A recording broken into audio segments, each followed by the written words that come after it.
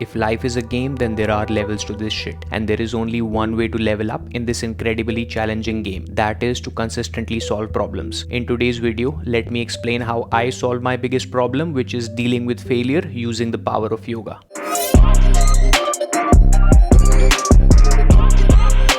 I did not become a yoga teacher straight away. Yoga teachers don't do this.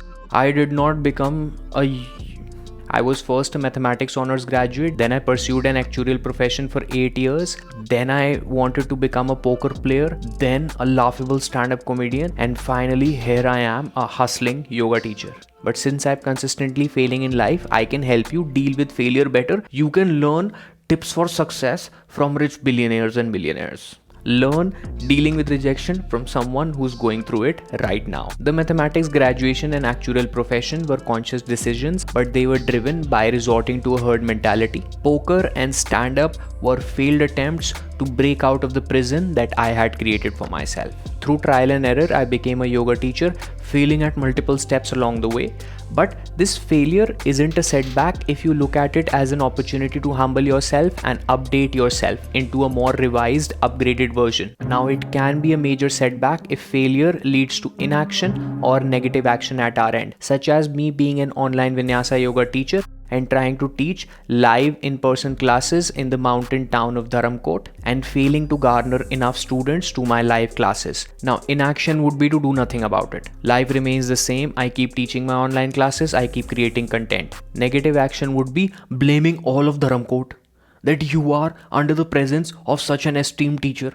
How dare you not give me a chance? Now the magnitude of failure doesn't seem much. That there is an online Vinyasa yoga teacher, he taught for 2 years and now he's failing to garner live students. Life should go on, the earth should rotate on its axis. He's not the son of a rickshawala. His mother is not crying on the background of his YouTube video. So how can this person teach us about the magnitude of failure? He hasn't failed enough. Let him first fail, let him first go broke, then we will learn from him. The magnitude of failure was low because now I practice yoga. If I did not, for me, it would have been earth-shattering. I quit my corporate prison after 8 years of incarcerated time. I tried my hand at playing poker for 1 year, failed miserably at it. I stood mind-numbingly nervous in front of silent audiences while performing stand-up comedy for almost 10 years. One failure after the other, I finally found yoga, I finally found my mojo, and then this another failure happened. So it could have been a big deal. Now, how did yoga help me here? Since yoga is an umbrella term, how did I apply these 3 yogic concepts to solve my problem and take positive action? Number 1 is the concept of karma yoga. To Westerners and people who just read English as it is without worrying about Hindi and Sanskrit pronunciation, it is called karma at your end. In Hindi, it's pronounced as karm. Karm means action or causation, and the law of karma states that every action has a consequence. Every cause has an effect. There is no such thing as chance or luck or unfortunate accident. Sometimes the cause is hidden to us, but it is the cause that caused the effect. So let's again come back to my example and see how I used karma yoga to deal with my situation. As I said, I failed to garner enough students in Dharamkot to teach in person. I started this venture in October 2022.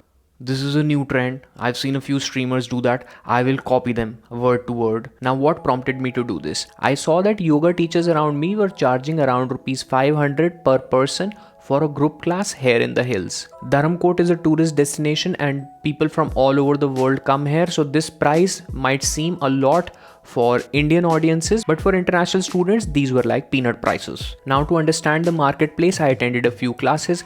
I noticed that most of the yoga teachers were singing as they were teaching. They were not educators, they were Lata Mangeshkars. Their flows were not creative, they were the same Trikonasana, and then come out into warrior 2, and then extended side angle let's do, and then reverse warrior, and this is the most creative they got. Their education was not transformative, it was not up to date. They were still believing that if you twist, you will detoxify your system, which is like old school yogic information, which is not at all up to date with the recent anatomical studies. So I saw a gap in the market which I could fulfill by providing much better value at the same price. The upside was great. If I could teach 10 students in a day, I could earn 10 into 500. I could earn 5,000 rupees a day, which could amount to around 1,25,000 a month. Can it? I am a mathematics honors graduate. Thank God I did not pursue mathematics. I have done my calculation and I have referred to my script. I have not still done my calculation. If I could teach 25 days, 10 students, charge them 500, then I can make 5,000 in one day. 5,000 into 25 should be 1,25,000 according to my calculator. If this calculation is wrong, my calculator is at fault, not me. The known challenge was that the cold season was setting in, so the travel season was ending. I thought I will persist because if I can make it right now, I would definitely make it in March 2020-23. I did it again when the season time starts. I put the best flyers out in all the right places, in popular cafes, in reputable guest houses. I had the best looking virtual flyers in all the relevant Telegram and WhatsApp groups related to the community of Dharamkot. I offered classes that were intention based, that covered all aspects of your body on different days. It was not general full body class every day. I offered the first class to be free. It's on me, and you can pay second class onwards. I knew that I was better than the teachers there, but I was new, so my expectations were not that high. On my first day, one student showed up. Then over the course of the week, the same student started becoming more consistent with this practice. Then a few more students started showing up. My expectations grew, but not exponentially. This was kind of a similar arc that I had seen in my online classes, that I will give extra value and then word will gradually and slowly spread through the word of mouth. At the end of the first week, I had a total of 4 students. At the start of the second week, I had a total of 0 students. All those 4 students were tourists and they fled. Then over the course of the second week, it was completely empty. It isn't that I'm not used to empty audiences, but even when I was doing stand-up comedy, at least fellow stand-up comedians acted like they were audience members, and they did a really bad job of acting as an audience. An audience in a stand-up comedy crowd should be open to the concept of laughter. Those comics were not. Then the third week came, and the number of students from 0 stayed at 0. My yoga studio where I planned to teach wasn't 1 minute away from my place. It was 3 kilometers away, so 3 kilometers walk towards it, 3 kilometers walk back in the mountains. I was broke, so I couldn't afford transportation, and walking that 6 kilometers was also quicker. But it was saddening to walk each day, every day, and not garner any student. And especially I walked past my competitor yoga teacher, who is a singer, who should start coaching people on Saregama Pa also. I walked across his studio, coming empty-handed from my studio, and I could see a bunch of people there. So many students, and he was singing Hold for 3, 2, and I could not wait till 1, so I just ran away from that place. A month passed and I had only taught 3 to 4 students that showed up in the first week. One student did come in week 3 for one class which was free, and then I never saw her again. A month had passed and it was evident that this is not working out anymore. But why? Why isn't it? The law of karma states that every cause has an effect. Then why were my rightful actions not having righteous results? They actually were. They were not just evident to me at that time. All that walking 6 kilometers each day to and fro to teach, all that advertising, all that interaction with people, that please take my yoga classes, I'm a good teacher, I will teach you, give me an opportunity.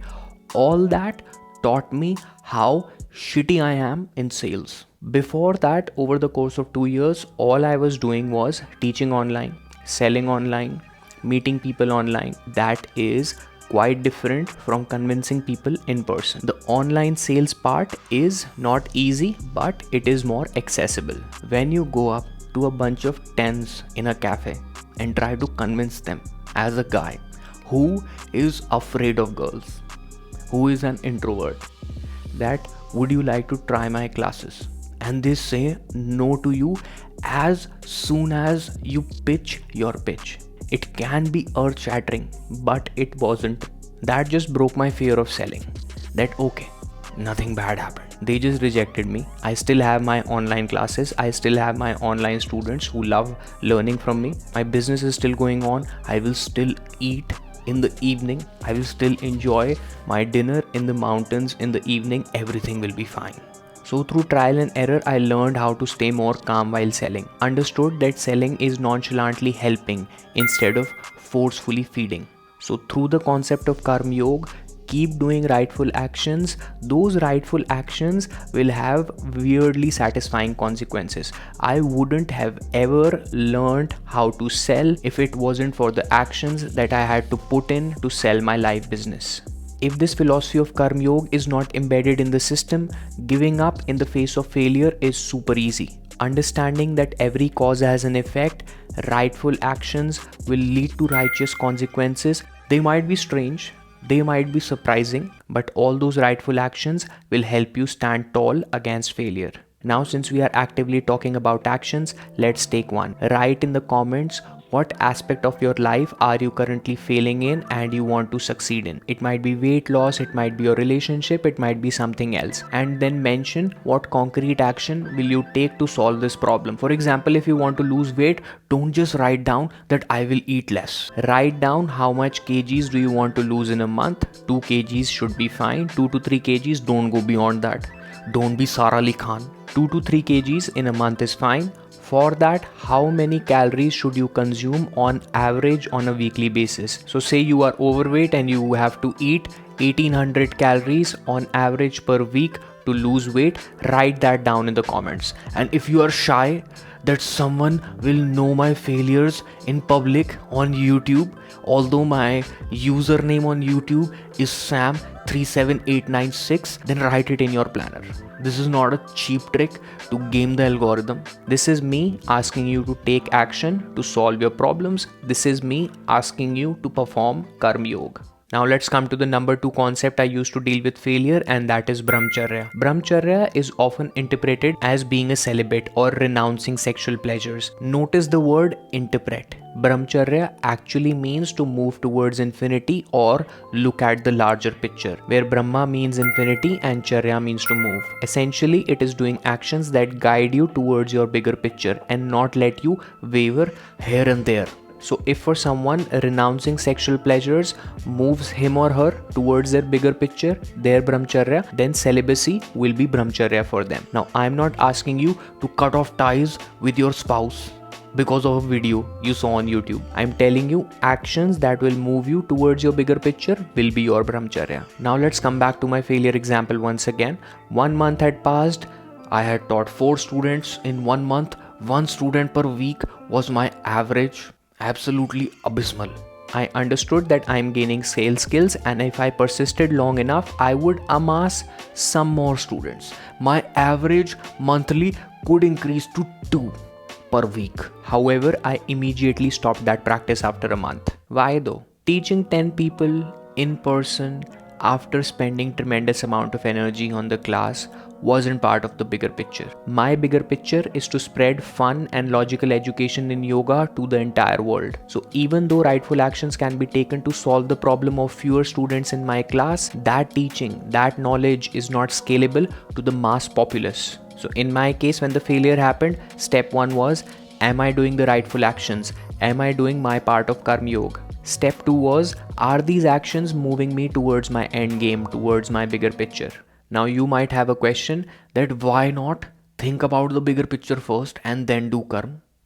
Obviously, if that is clear, do that. For me, it was not clear. I did not think of the bigger picture before making the decision of teaching in-person classes. I was teaching online all throughout COVID for 2 years. I wanted to experience how teaching people in person felt like. It didn't feel any different. I love teaching online. I don't know why some yoga teachers are so attached that we will only teach in person. The right energy only gets transferred while you're teaching in person. Bullshit. You can teach really well online. All you need are clear-cut instructions, wonderful communication, a pair of eyes which can see if a person is not doing the right posture, and with experience, online teaching is a charm. I got lost.